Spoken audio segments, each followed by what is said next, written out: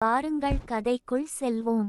இந்த கதையில் என்னுடைய அக்காவின் அரிப்பை மாற்றி அவளுக்கு குழந்தை வரம் கொடுத்தேன் என்று பார்ப்போம். இது முற்றிலும் உண்மை சம்பவம். கொஞ்சம் கூட கற்பனை இல்லாமல் உங்களுக்கு சொல்ல விரும்புகிறேன். என்னுடைய பெயர் சந்தோஷ். வயது 31 ஆகிறது. இன்னும் திருமணம் ஆகவில்லை. எனக்கு ஒரு அக்கா இருக்கிறாள். அவளது பெயர் பாரதி. வயது 32 ஆகிறது. என்னை விட ஒரு வயது தான் பெரியவள். எங்கள் குடும்பத்தில் நானும் அக்காவும் மட்டும்தான். அதனால் சிறு வயதில் இருந்தே நாங்கள் ஒன்றாக விளையாடுவது மற்றும் பள்ளி கல்லூரிக்கு சென்று வருவது என்று ஒன்றாகத்தான் சுற்றுவோம். ஆனால் எங்களுக்குள் எதுவும் தப்பான எண்ணமோ எதுவும் இல்லை.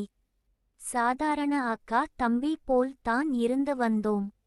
இதனிடையில் சில மாதங்களுக்கு முன்பு அவளுக்கு திருமணம் நல்லபடியாக நடந்து முடிந்தது.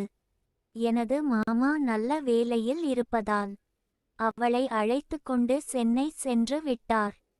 இதனிடையில் திருமணமான 6 மாதங்கள் கழித்து ஆடி மாதத்திற்கு அவள் வீட்டிற்கு வந்திருந்தாள். எங்கள் பெற்றோர் அவளை அன்பாக கவனித்து அவளை உபசரித்திருந்தனர். ஆனால் அவளது முகத்தில் கவலை தெரிந்தது. நானோ கணவனை பிரிந்து வந்ததால் கவலையாக இருக்கிறாள் என்று நினைத்திருந்தேன். பின்பு அவளும் வீட்டில் சோர்வாகவே காணப்பட்டாள். அப்போது நான் அவளிடம் பேசத் தொடங்கினேன். நான் அவளிடம், என்ன ஆச்சு, ஏதாவது பிரச்சனையா? நீ வீட்டிற்கு வந்த பிறகு உனது முகமே சரி இல்லையே. கணவனை பிரிந்து வந்ததால் இப்படி சோகமாக இருக்கிறாயா? அல்லது வேறு ஏதாவது பிரச்சனையா என்று கேட்க அவளது முகத்தில் கலக்கம் தெரிய, நானோ, என்னதான் பிரச்சினை இருந்தாலும் என்கிட்ட சொல்லு. மாமா உன்னை சரியா பார்த்துகிறது இல்லையா? என்ன பிரச்சனை உனக்கு எதுவா இருந்தாலும் என்கிட்ட சொல்லு. என்னால் முடிஞ்சா உனக்கு உதவி பண்றேன் என்றதும் அவளோ அதெல்லாம் ஒன்னும் இல்லை என கூறினாள். நானும் அவளை கட்டாயப்படுத்த விரும்பாமல் அவளை விட்டு நகர்ந்தேன். பின்பு 2 நாட்கள் கழித்து அவளது முகத்தில் எந்த மாற்றமும் இல்லை. நான் அவளிடம் சென்று, உனக்கு ஏதோ பிரச்சினை என்று தெரிகிறது. வா, கொஞ்சம் எங்காவது வெளியே சென்று வந்தால் உனக்கு சற்று ஆறுதலாக இருக்கும் என்று கூறி அவளை அழைத்து கொண்டு வெளியே சென்றேன். அப்போது அவள் சற்று ஆறுதலாக இருந்தது.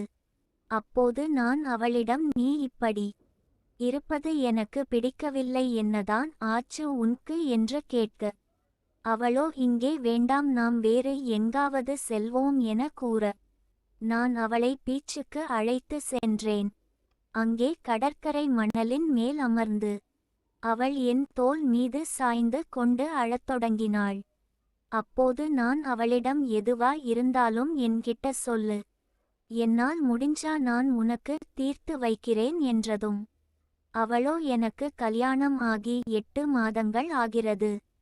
உன்னுடைய மாமா என்னை நல்லபடியாக பார்த்து கொள்கிறார். ஆனால் எங்களுக்கு இதுவரை குழந்தை இல்லை என்று அவருடைய சொந்த பந்தங்கள் எல்லாம் என்னை ஒரு மாதிரி சொல்கின்றனர். அதனால் நான் இங்கு வந்தால் கொஞ்சம் நிம்மதியாக இருக்கலாம் என்றாள். இங்கே அம்மா என்னிடம், ஏன் இன்னும் குழந்தை பெத்துக்கல என்று என்னை கேட்கிறார். அதான் எனக்கு கஷ்டமாக இருக்கிறது என்று கூற நானோ, இது தான் பிரச்சனையா? நான் கூட ஏதோ பெருசா இருக்குமுன்னு நினைச்சேன். நீ மாமா கிட்ட பேசி குழந்தை பெத்துக்க வேண்டியது தானே. எல்லா பிரச்சினைகளுக்கும் முடிந்து விடும் என்று கூற அவளோ என்னை ஒரு மாதிரி பார்த்தாள். நான் என்ன ஆச்சு என கேட்க இல்லை. இதை உன்னிடம் எப்படி சொல்வது என்று தெரியவில்லை. ஆனாலும் யார்கிட்டையாவது மனசு விட்டு பேசணும்னு தோணுது. பரவாயில்லை, என்கிட்ட மனசு விட்டு பேசு, நானும் உன் கஷ்டத்தை ஷேர் பண்ணிக்குறேன். நான் உன் தம்பி தான் என்றதும் அவள், அதான் கொஞ்சம் யோசிக்குறேன், இருந்தாலும் சொல்றேன், நீ யார்கிட்டேயும் சொல்லாத என்று கூறி ஆரம்பித்தாள். உன்னுடைய மாமா என்ன நல்லா தான் பார்த்துக்குறார். இருந்தாலும் இரவு கட்டில் விஷயத்தில் அவரால் எனக்கு எந்த பயனும் இல்லை.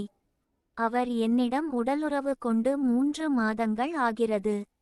அவருக்கு ரொம்ப நேரம் வராது. 5 நிமிடம் அவர் தாக்குப்பிடிப்பதே அதிகம். அதுவும் இல்லாமல் அவருடைய விந்துவில் எந்த வீரியமும் இல்லை. அதனால் தான் எங்களுக்கு குழந்தை பிறக்கவில்லை. இதை நான் வெளியில் சொன்னால் அவருக்கு தான் அசிங்கம். அதான் யார்கிட்டேயும் சொல்லாமல் எனது மனது தவிக்குது என்று கூறி என் தோள் மேல் சாய்ந்து அழத் தொடங்கினாள். நான் அப்போது தான் என் அக்கா பாரதியை முதன்முதலாக அப்படி பார்த்தேன். என் அக்காவின் அழகுக்கு அவள் யாரிடம் வேண்டுமானாலும் படுக்க முடியும். ஆனால் அவள் அவ்வாறு செய்யாமல் இதை என்னிடம் கூறுவது எனக்கு ஒருமாதிரி அவள் மேல் ஆசை வந்தது. மொத்தத்தில் அவள் ஒரு அழகு தேவதை. அவளை பார்த்தாலே ஏங்க வைக்கும் அழகு அவள்.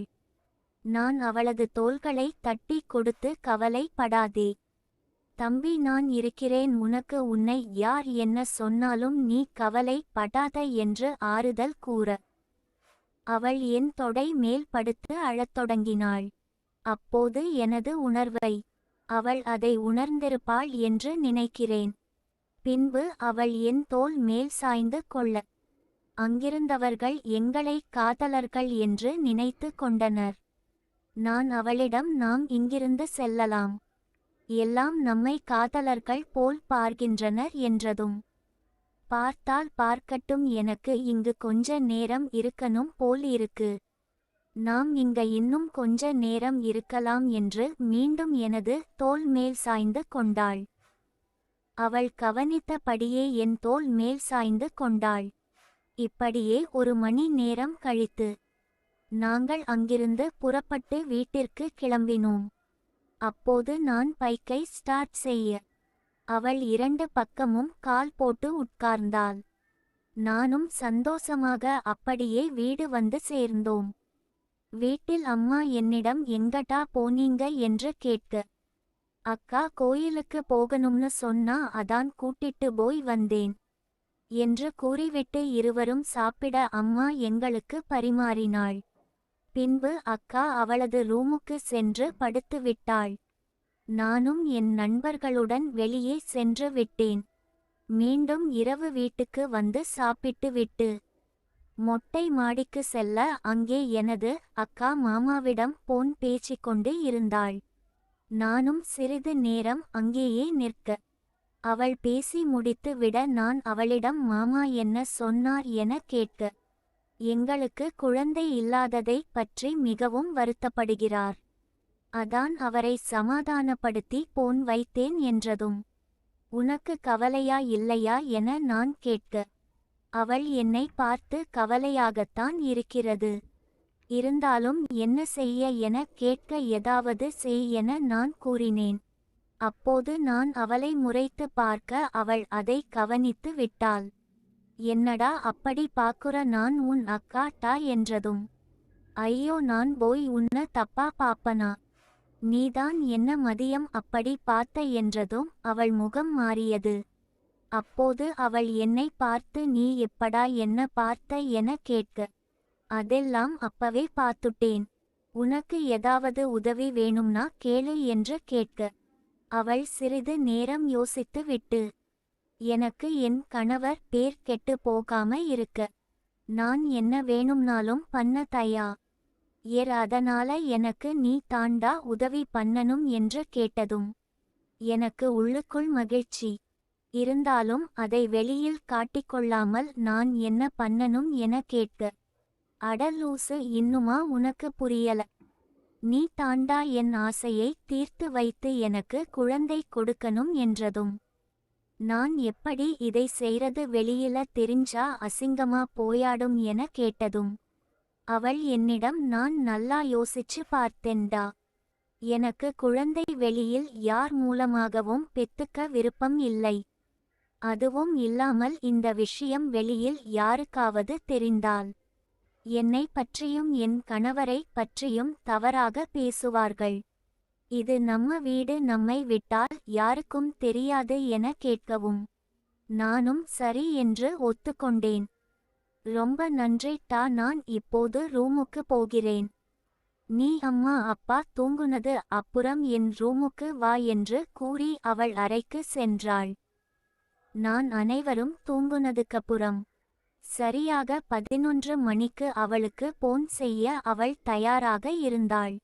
நான் அவளது அறைக்குள் சென்றதும் என்னை அழைத்து பெட்டில் அமர வைத்து, இந்த விஷயம் நமக்குள்ள இருக்கணும், யாருக்கும் தெரியாமல் பார்த்துக்கணும், அதுவும் இல்லாமல் எனக்கு என்னுடைய கணவர் பெயர் கெடாமல் பார்த்து கொள்ளவும், உன் மூலமாக எனக்கு ஒரு குழந்தை வேண்டும் என்று கூறி அவள் கண்ணீர் வடிக்க நான் அவளது கண்ணீரை துடைத்துவிட்டு, உன்னுடைய மகிழ்ச்சி தான் எனக்கு முக்கியம், நீ இங்கு இருக்கும் வரை உனக்கு என்ன தேவையோ அதை நான் செய்து தருகிறேன் என்று கூறி நாங்கள் எங்கள் ஆட்டத்தை தொடங்கினோம்.